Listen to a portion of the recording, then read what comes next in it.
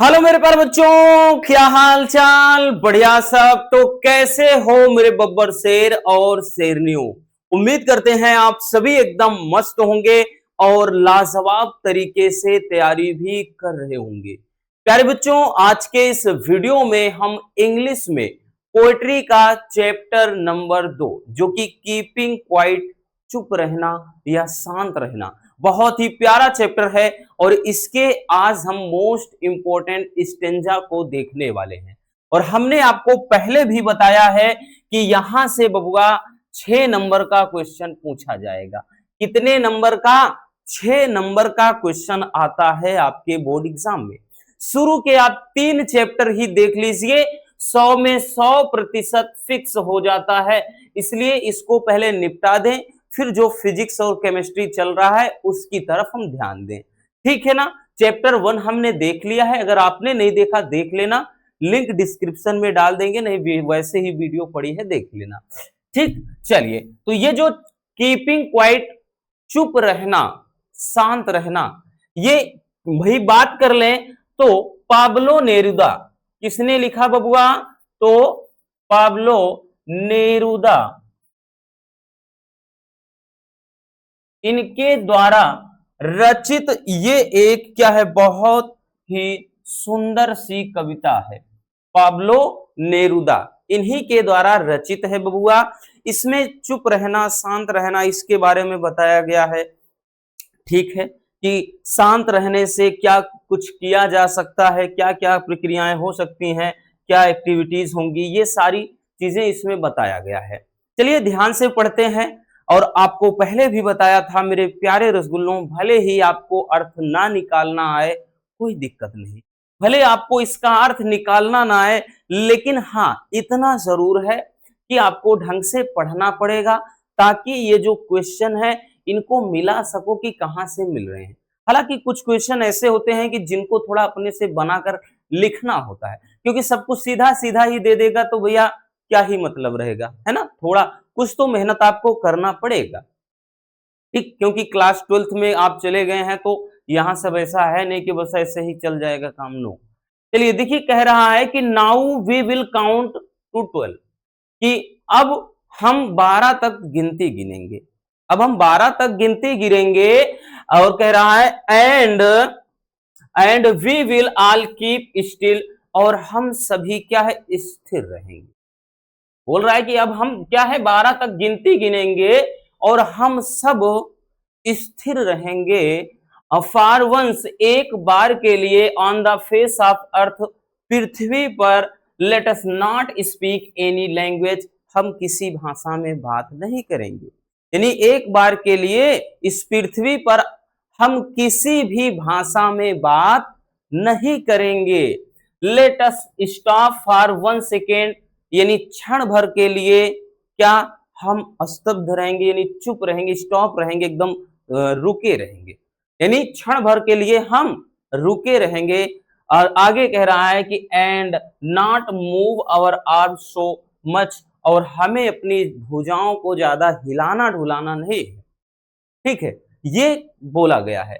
अब यहां से आ जाते हैं प्यारे बच्चों क्वेश्चन पर, कि क्वेश्चन क्या कह रहा है। अर्थ तो समझ में आ गया ना, कि कह रहा है कि अब हम 12 तक गिनती गिनेंगे, फिर कह रहा है कि हम सब क्या है एकदम से स्थिर रहेंगे, फिर बोल रहा है एक बार के लिए पृथ्वी पर हम सभी किसी भाषा में बात नहीं करेंगे, फिर कह रहा है let us stop for 1 second, कि एक क्षण के लिए क्या है, चुप रहें, एक मतलब एक क्षण के लिए रुकें।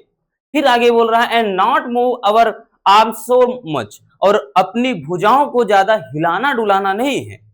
देखिए यहां पे अब क्वेश्चन दे रहा है कि how long does the poet want to stay still, कि जो कवि है वो कितने क्षण के लिए, यानी कितने समय के लिए स्थिर रहना चाहता है, ये बोल दिया है। कह रहा है कि कवि कितने समय के लिए स्थिर रहना चाहता है, ये पहला क्वेश्चन है। दूसरा question, describe the put on the words arms, ये जो आर्म्स वर्ड है, ये आर्म का शब्द क्या होगा, यानी आर्म्स जो हो गए इसके मतलब क्या क्या अर्थ होंगे, अर्थ। ठीक है ना, यहां पर बोल दिया है कि इस वर्ड के मतलब आपको अर्थ लिखना है, डिस्क्राइब करना है कि एक तो आर्म का मतलब भुजा होता है, दूसरा आर्म के मतलब क्या होता है। तीसरा कह रहा है कि what does the poet mean by, बोल रहा है कि not move our arms so much, कि कवि का क्या मतलब जब वो कहता है कि अपनी भुजाओं को ज्यादा हिलाना डुलाना नहीं है, तो इसका क्या मतलब होता है। अब देखिए बहुत सिंपल सा ये सारे तीन के तीनों क्वेश्चन है। अब यहां पर पहले बोल रहा है कि how long does the poet want to still, कि कब तक वो स्टिल रहना चाहता है, कब तक स्थिर रहना चाहता है। तो भैया यहां पर क्या है, 12 तक गिनती गिनने तक, यानी 12 तक गिनती गिनने तक वो स्थिर रहना चाहता है। दूसरी बात कह रहा एक आर्म्स का मतलब क्या होता है भैया, तो एक आर्म्स का मतलब प्यारे रसगुल्लों क्या होता है, हैंड्स होता है। एक आर्म्स का मतलब हैंड यानी भुजा, और दूसरे आर्म्स का मतलब होता है वेपन्स। क्या होता है, तो वेपन होता है। वेपन्स का मतलब हथियार, हथियार होता है। ठीक है, अगला कह रहा है कि what does the poet mean, कवि का क्या मतलब है जब वो कहता है not move our arm so much, मतलब अपनी भुजाओं को ज्यादा ना हिलाना डुलाना। तो इसके मतलब क्या होता है, तो इसका मतलब होता है the poet suggest us not to do any kind of violence, कि जो कवि होता है हमें वो किसी प्रकार की हिंसा ना करने को कहता है। भैया अपने हाथों को, हाथ का मतलब, अब यहां हाथ एक आर्म्स का मतलब भुजा भी बता रहा है, एक आर्म्स का मतलब वेपन भी बता रहा है। वेपन हथियार है, अब हथियार है तो भाई हिंसा होगी, तो वहां पर हाथों को हिलाने का मतलब हथियार को हिलाना, अब हथियार को हिला रहे हैं, इधर उधर चला रहे हैं, तो इसका मतलब हिंसा कर रहे हैं। तो वही कह रहा है हिंसा ना करने, किसी भी प्रकार की हिंसा ना करने के लिए वो हमें क्या है, सजेस्ट कर रहा है। कौन, कवि। तो पहले क्वेश्चन का आंसर कैसे लिखेंगे, बोल रहा है कि how long does the poet want to stay still, तो लिखेंगे द पोएट, द पोएट होगा भैया, द व्हाट कैसे लिखू था, गलती से प्रिंट हो गया, द पोएट, ठीक है पोएट होगा, याद रखना। The poet wants to still, to stay still, to count up to 12, यानी 12 तक गिनती गिनने तक वो क्या है, स्थिर रहना चाहता है। अगला describe the put on the words arm, arms का मतलब हमने बताया ना, एक हो जाएगा हैंड्स, दूसरा हो जाएगा वेपन, यानी हथियार, एक हाथ दूसरा हथियार। तीसरा था कि कवि का क्या मतलब है कि अपने भुजाओं को ज्यादा हिलाना डुलाना नहीं है। इसका मतलब यह है कि कवि, द पोएट सजेस्ट, कवि क्या है, सुझाव देता है, अस माने हमको, नॉट टू डू, ना करने का, एनी काइंड ऑफ वायलेंस, किसी भी प्रकार की हिंसा। तो कवि हमें किसी भी प्रकार की हिंसा ना करने की सलाह देता है, यानी ना करने के लिए सुझाव देता है। ठीक है ना मजेदार। चलिए स्क्रीनशॉट कर लीजिए बच्चों, इसको तो किया होगा ना, कर लो, अगर नहीं किया है कर लो भैया, नहीं तो कैसे जानोगे। ठीक है, ये जरूरी है स्टेंजा। चलिए समझ में आ गया। अब चलते हैं बच्चों अगले स्टेंजा की तरफ। अगला जो स्टेंजा है,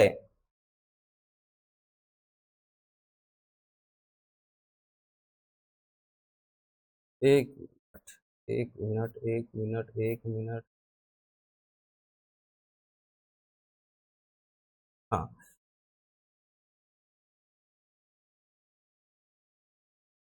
देखिए अगला है कि व्हाट आई वांट, ये वाला भी इंपॉर्टेंट है। अभी इसके बाद जो है ना वो और भी ज्यादा इंपॉर्टेंट, इसके बाद वाला जो स्टेंजा है वो और भी ज्यादा इंपॉर्टेंट है, इतना याद रखना। ठीक, वो कुछ ज्यादा ही पूछा जाता है, प्रीवियस ईयर में भी आया था, उसके पहले भी आया था, उसके पहले भी देख लीजिए आया था, इसके बाद जो देखेंगे। देख रहा कि what I want should not be confused with total inactivity. देख रहा कि व्हाट आई वांट, जो कुछ भी मैं चाहता हूं, या अर्थात मेरी जो इच्छा है, मेरी जो इच्छा है, शुड नॉट बी कंफ्यूज, उसे भ्रमित नहीं किया जाना चाहिए, विथ टोटल इनएक्टिविटी, पूर्ण निष्क्रियता के साथ। एक्टिविटीज का मतलब क्या होता है, क्रियाशीलता, और इन एक्टिविटीज का मतलब निष्क्रियता, मतलब निष्क्रियता के साथ। ठीक है, तो वही कह रहा है कि मैं जो कुछ चाहता हूं उसे पूर्ण निष्क्रियता के साथ कंफ्यूज्ड यानी भ्रमित नहीं होना चाहिए। Life is what is it is about, यानी जीवन क्या है, सब कुछ है, जीवन ही सब कुछ है। आगे बोल रहा है आई वॉन्ट, मैं चाहता हूं, नो ट्रक कोई संबंध नहीं, विथ डेथ मृत्यु के साथ, यानी मैं मृत्यु के साथ कोई संबंध नहीं चाहता हूं। ठीक है, तो ये बहुत ही प्यारा सा एक दिया है। ठीक, समझ में आ गया ना? नहीं भी आया है तो कोई दिक्कत नहीं, हम बार बार बोल रहे हैं ना, क्योंकि रटाना हमारी फितरत में नहीं। याद रखिएगा बबुआ। बोल रहा है कि व्हाट आई वांट, यानी जो मैं चाहता हूं, शुड नॉट बी कंफ्यूज्ड, उसे भ्रमित नहीं होना चाहिए, विथ टोटल इनएक्टिविटी, पूर्ण निष्क्रियता के साथ, यानी मैं जो चाहता हूं उसे पूर्ण निष्क्रियता के साथ भ्रमित नहीं होना चाहिए। Life is what it is about, यानी जीवन ही सब कुछ है। फिर आगे कह रहा I want no truck with death, कि मैं मृत्यु के साथ कोई संबंध नहीं रखना। अब देखिए क्वेश्चन पे आ जाते हैं कि क्वेश्चन क्या बोल रहा है। क्वेश्चन कह रहा है कि what does the poet suggest अस, कि कवि हमें क्या सजेस्ट करता है। तो यहां पर देखिए क्या सजेस्ट करता है भी बता रहे हैं। पहला क्वेश्चन हो गया। दूसरा question what is life, life क्या है। ठीक है, आगे कह रहा है कि what does the poet mean, कवि का क्या मतलब है जब वो कहता है to have no truck with death, कि मृत्यु के साथ कोई संबंध नहीं। तो देखिए पहले क्वेश्चन की तरफ थोड़ा नजर डालते हैं। कह रहा what does the poet suggest, कवि क्या सुझाव करता है। तो यहां पे देखिए बोल रहा है कि आई वांट, देखिए यहां पे what I want should not be confused with total activities, यानी यहां पे कह रहा है कि the poet does not suggest us confused with total activities, यानी कवि क्या है, हमें पूर्ण निष्क्रियता के साथ भ्रमित होने की ना सलाह देता है, सलाह नहीं देता है। आगे कह रहा है व्हाट इज लाइफ, तो लाइफ इज एन एक्शन, भाई जीवन क्या है, कर्म है। इसको थोड़ा अपने से लिखना पड़ेगा। जीवन क्या है, एक एक्शन है, बोले तो कर्म है, भाई कर्म करना ही जीवन है, हम सभी जानते हैं। आगे कह रहा है कि what does the poet mean, कि कवि का क्या मतलब है जब वो कहता है to have no truck with death, कि मृत्यु के साथ कोई संबंध नहीं। तो इसका मतलब जो कवि है वो मृत्यु के साथ कोई भी एसोसिएशन नहीं रखना चाहता है, यानी उसके साथ कोई वास्ता नहीं रखना चाहता है। ठीक है, इस तरह से अब लिखेंगे कैसे, तो चलिए पहले इतना देख लीजिए भैया। ठीक, क्योंकि ये तो क्वेश्चन ही है। अब आंसर कैसे लिखना है बबुआ, सब कुछ आपके सामने है, इसीलिए तो हमने लिख दिया है ताकि आपको कोई समस्या ना हो। पहले क्वेश्चन का आंसर क्या था, पहला क्वेश्चन है कि what does the poet suggest us, तो लिखेंगे the poet does not suggest us to confuse with total activities, कि कवि जो होता है वो हमें पूर्ण निष्क्रियता के साथ भ्रमित होने की का सुझाव नहीं देता है, वो ऊपर ही था एकदम। दूसरा व्हाट इज लाइफ, जीवन क्या है, तो लाइफ इज एन एसोसिएट मतलब एक्शन, तो जीवन क्या है, एक एक्शन है, जीवन एक यानी क्या है, कर्म, कर्म करना ही जीवन है। ठीक है, आगे है कि what does the poet mean, कवि का क्या मतलब है जब वो कहता है to have no truck with death, मतलब डेथ, कि कवि मृत्यु के साथ कोई संबंध नहीं, ट्रक यहाँ कोई संबंध नहीं। ठीक है, संबंध की बात कर रहा है, तो इट्स मीन इसका मतलब है दैट कि पोएट डज नॉट वांट, कि कवि नहीं चाहता है टू एसोसिएट, मतलब मर्ज करने के लिए या कोई संगति रखने के लिए विथ डेथ, मृत्यु के साथ। इसका मतलब है कि कवि मृत्यु के साथ कोई भी वास्ता नहीं रखना चाहता है। ठीक है, यहाँ पे मतलब क्वेश्चन के आंसर इस तरीके से अपने को लिखना है, और आप देख पाएंगे कि भैया इतना आसान आपको मिलेगा कहीं नहीं। ठीक है, चलिए स्क्रीनशॉट कर लीजिए इसको भी।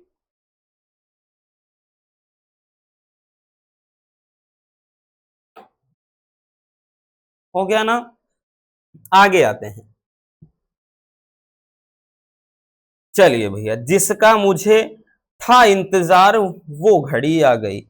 प्यारे बच्चों, इसी स्टेंजा की हम बात कर रहे थे, वेरी वेरी इंपॉर्टेंट है। सांसों की जरूरत है जैसे जिंदगी के लिए, बस इस टॉपिक की जरूरत है वैसे पेपर के लिए, बिल्कुल, क्योंकि ये टॉपिक है ही इतना ज्यादा इंपॉर्टेंट, यानी ये स्टेंजा है ही इतना इंपॉर्टेंट। ठीक, चाहे आप प्रीवियस ईयर के क्वेश्चन पेपर को उठाओ, ऐसा नहीं किसी एक में ही आया है, ये रिपीट मतलब रिपीट बहुत ज्यादा हुआ है।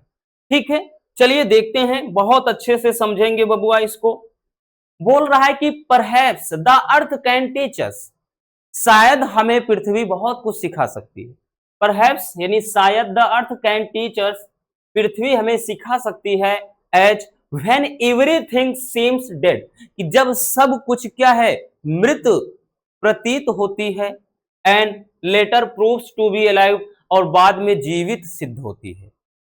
यानी शायद पृथ्वी हमें सिखा सकती है कि जब सब कुछ मृत प्रतीत होता है और बाद में जीवित सिद्ध होता है। Now I will count up to 12, अब मैं 12 तक गिनती गिनूंगा, इसमें भी वही चीज बोला है। एंड यू कीप क्वाइट, तुम चुप रहोगे। एंड आई विल गो, और मैं चला जाऊंगा। तो देखिए यहां पर बोला जा रहा है क्या चीज, एक मिनट भाई।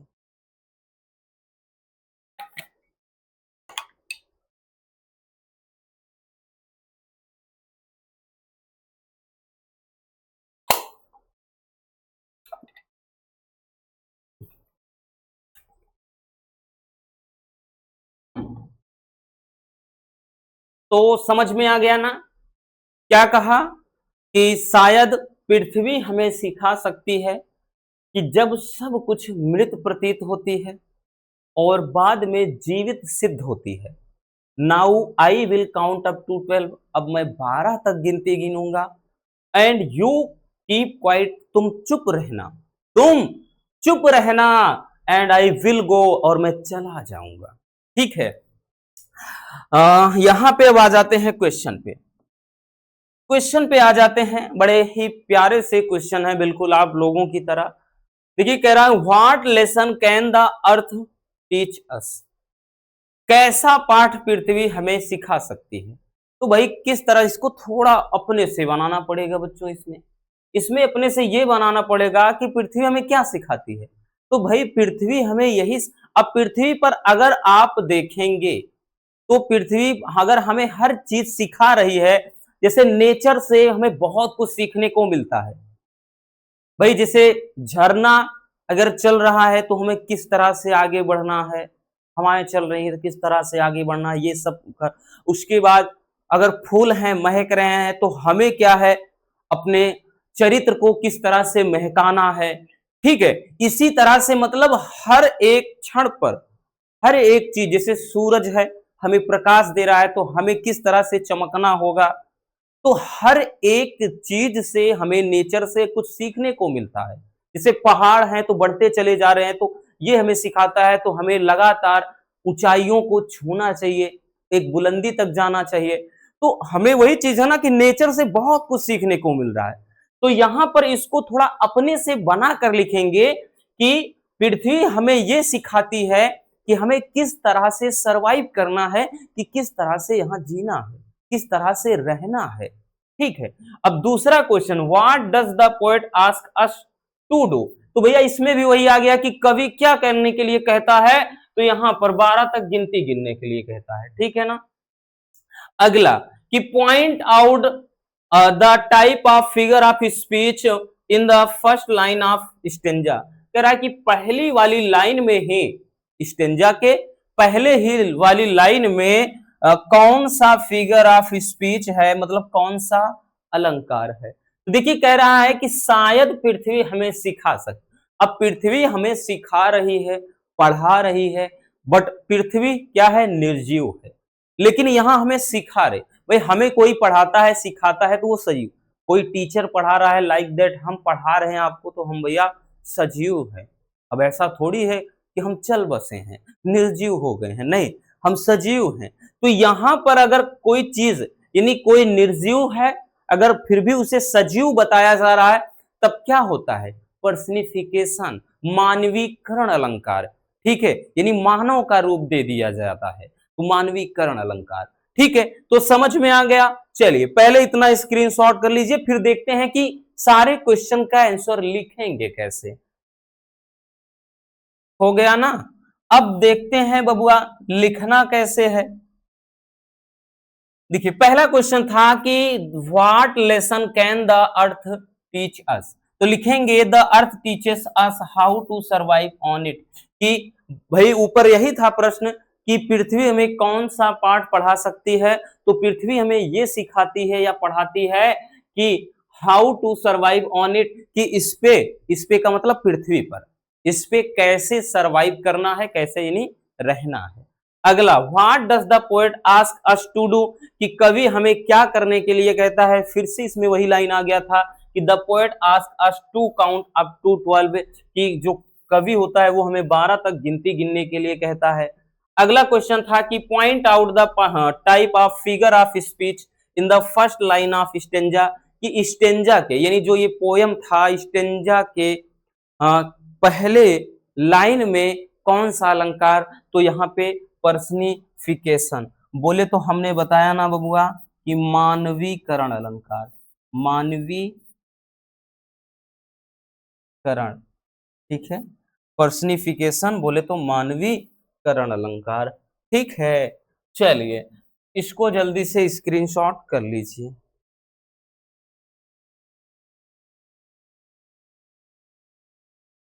हो गया, तो बस आज के इस वीडियो में इतना ही। उम्मीद है आज के ये सारे के सारे स्टेंजा आपको बहुत अच्छे से समझ में आ गए होंगे।